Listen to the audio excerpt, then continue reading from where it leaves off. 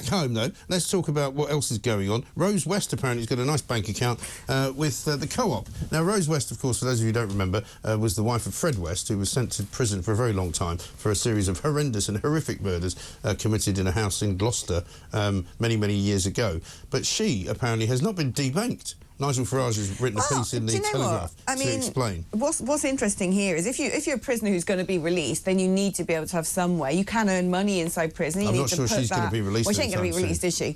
But you need to be able to earn money to put somewhere to transition back into society. I'm not quite sure what she's using her cash money for. If she's saving up to, but I mean, I think our send position a Christmas box to Africa. Is our position not that you shouldn't be debanking people for any reason? But yeah, fine.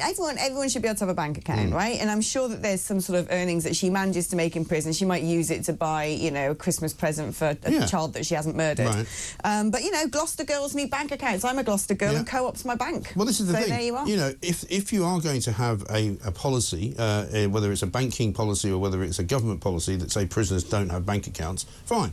You do that and you say that and you make sure that nobody changes the rules there. But what we have with Nigel Farage here was a case of Coots Bank just deciding, you know, arbitrarily, oh, he's not really our sort of bloke, so why don't we just get rid of him? It's ridiculous. And I mean, he hasn't finished with them yet, so I'm looking forward to the next chapter.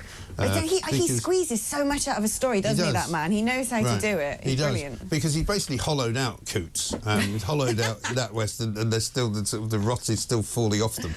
But they're still trying to hand this woman 2.4 million. My bet will be, I bet you they get rid of her sooner and she doesn't end up getting that money, because you can't just keep going up against people like Nigel Farage and expecting him to go away. He's not going away. Well, I don't know, because it'll all be in a contract, won't it? You know, if she leaves, she gets this, because a lot of it is shares and things like that. I don't think it's just a golden handshake if you get this chunk of money. I think it's, you know, when you get a job like that, you have shares and investments in a company, and then when you leave, but every contract is worthless if you have been found guilty of gross misconduct. That's true. And I would suggest talking to a BBC reporter about the ins and outs of somebody's private banking situation is gross misconduct. I would like to see the Information Commissioner's Office investigate them for data breaches, investigate her for that data breach, and then fine her under GDPR, which of course is EU legislation imposed in the UK.